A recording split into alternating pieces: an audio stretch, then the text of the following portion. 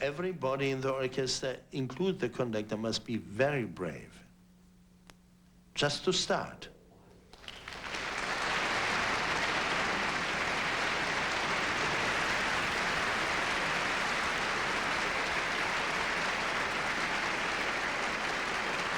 You've got to get up there and in silence in front of 2,000 people, you've got to give that first silent beat. You're giving the first beat, but you're not indicating the tempo.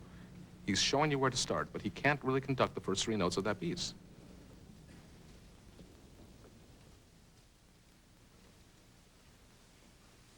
Everybody must feel a kind of explosion while nothing is sounding now, right?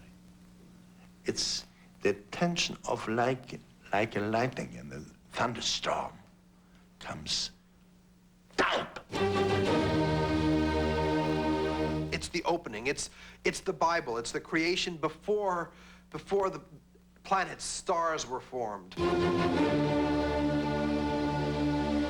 Eruptions in the music which must have been frightening for the audience of that time.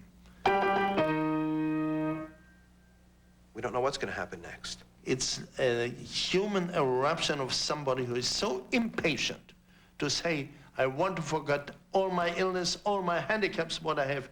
I want to live. And this ta-ta-ta-ta just gives it.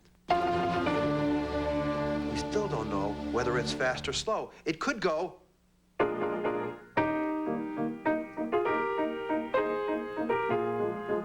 So all we have is these notes. We don't know if it's or. And it's that suspense at the beginning that both draws the audience into the piece and keeps them involved with it. It's a kind of tension you need, everybody needs for that beginning, which is really outstanding.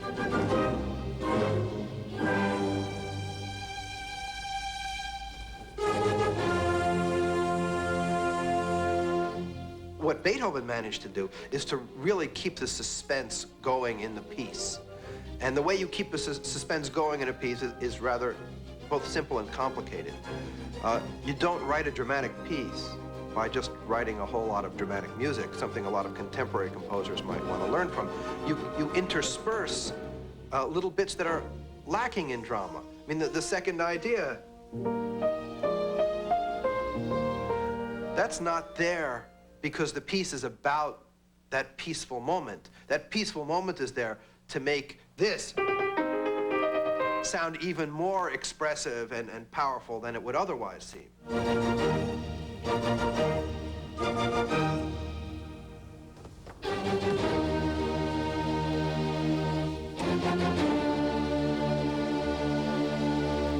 You know, the joke, of course, that people have been trying to get at is, what does this motive mean? What does it mean?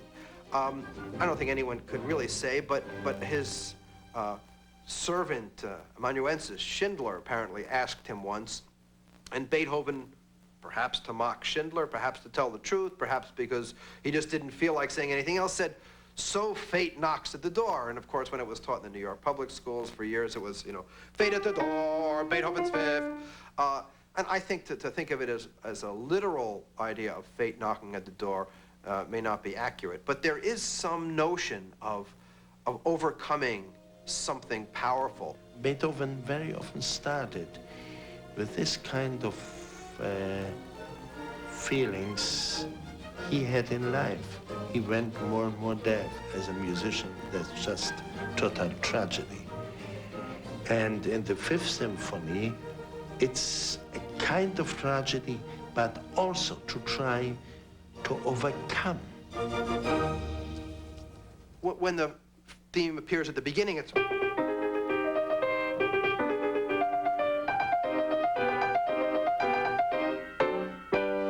When it appears in the middle, it's...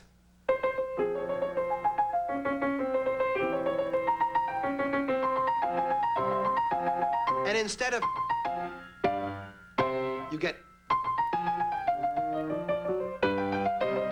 And it repeats over and over again, so your expectations are foiled at key moments.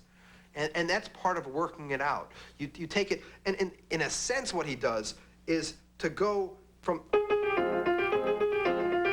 and ends up just doing this, like a kid having a tantrum.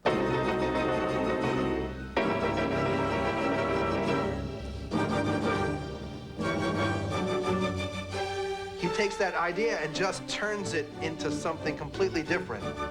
I think Beethoven understood that very well. Using material, destroying, distorting that material, threatening it, and then reintroducing it in a way that was rather satisfying to an audience. It's not important to come and have to know, be able to analyze this piece. It's just important to come and let it do for you what it does for all of us, which is just enrich our lives. And my youngest daughter said, it makes me feel mad and happy at the same time.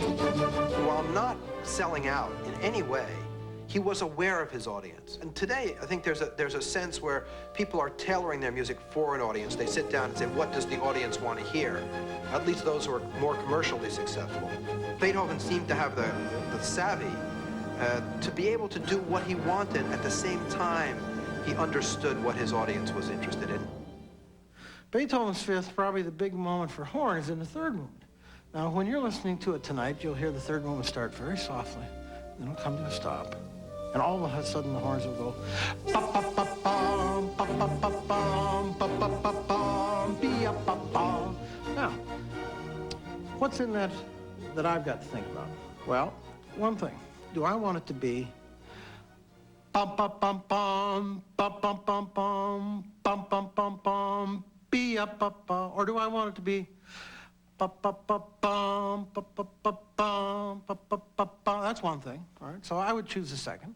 But in choosing the second, I don't want that long note to go pa-pa-pa-pa, pa-pa-pa-pa. I don't want that to happen. So even though I'm emphasizing that as a strong thing, I want it to go forward. So it's going to be pa-pa-pa-pum, pa-pa-pa-pum, pa. So that you have emotion throughout the thing. That's the kind of thing that, say, a musician is sitting there thinking about.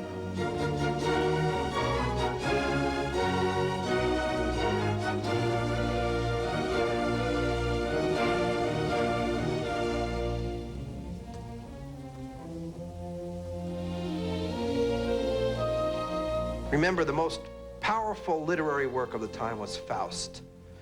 Faust with its implications of unknown powers, strange things. And in a sense, Beethoven was always trying to evoke some aspects of Faust. Remember, the scherzo begins, which recalls the motive, of course, of... But when he brings it back at the end, it's... which is a dance of death. And in a sense, the scherzo dies.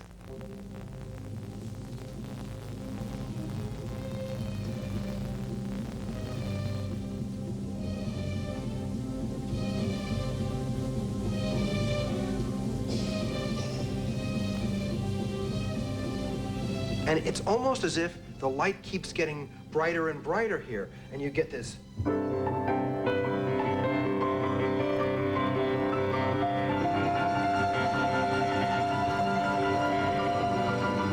Possibly happen, and then you get...